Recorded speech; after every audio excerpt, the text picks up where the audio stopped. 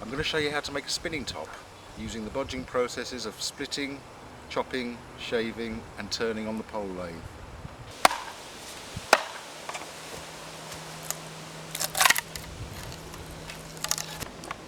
Cut off a 10-inch long piece.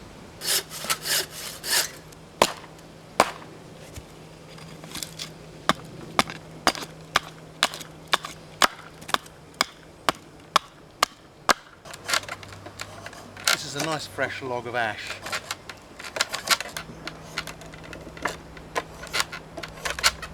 Right, let's take this to the lathe now. I'm just turning this down to a rough cylinder at the moment. I'm going to mark a line, 5.5 inches from one end, 4.5 from the other end. I'm going to drill the small hole first, the 1/2 inch hole.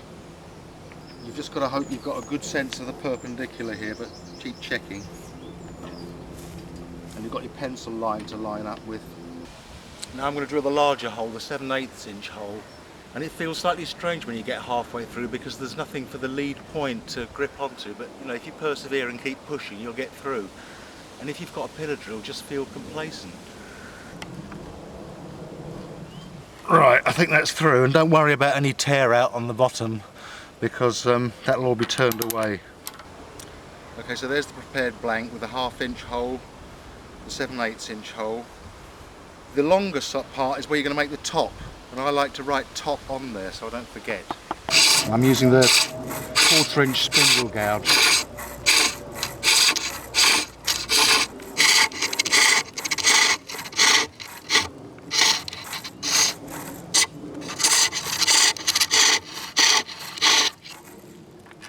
Right, so we're going to take all this bulk off now with the roughing gouge.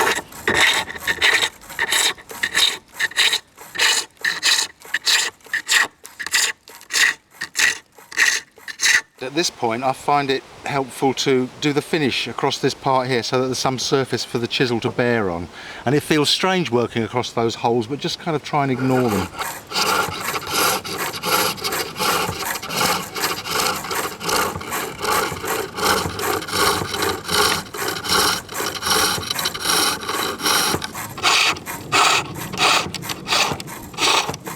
I'm forming the handle now, so I just made that cut with the spindle gouge.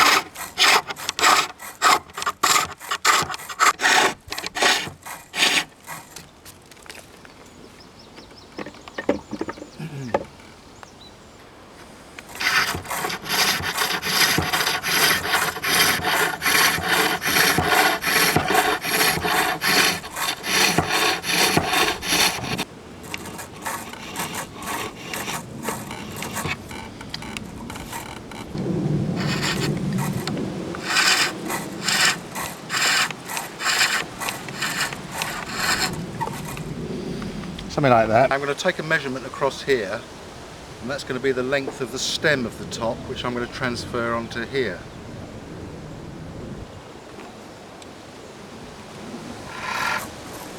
I'll mark that with a skew.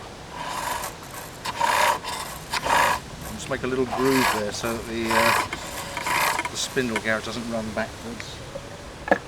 Now that's got to be taken down to nearly the size of this 1/2 inch hole.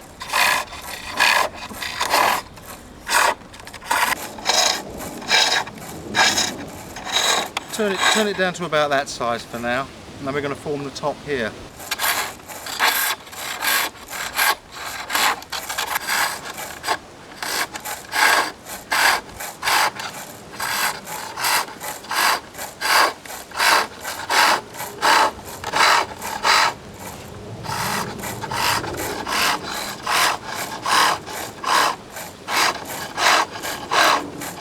I'm using the skew just to smooth the top. And as you know, this is one of the most dangerous cuts in wood turning, even for me. I'm going to leave a little ballerina's petticoat on the bottom of that.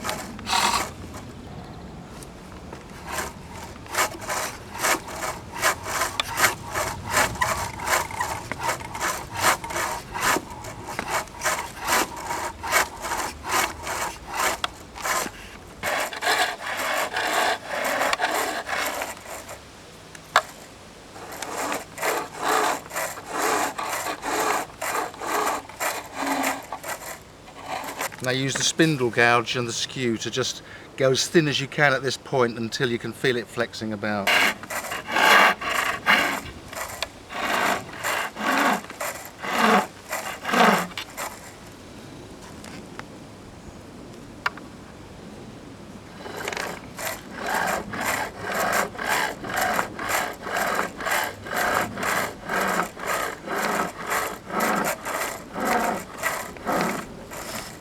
I think that's as thin as we dare go. So there's the finished top attached by an umbilical to the handle. Now we've got to cut this off.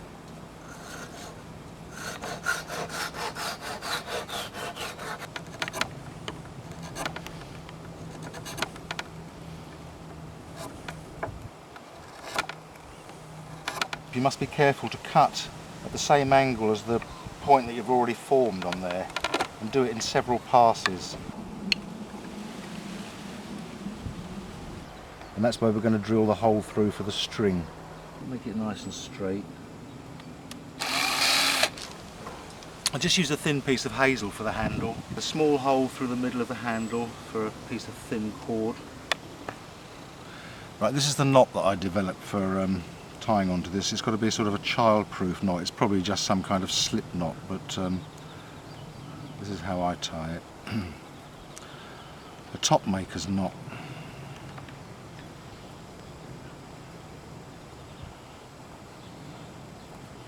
So one loop, pull tight,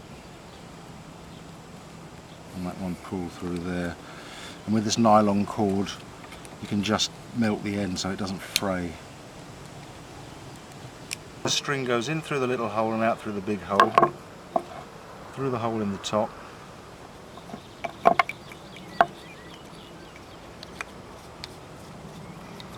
Hold your finger under there, pull that.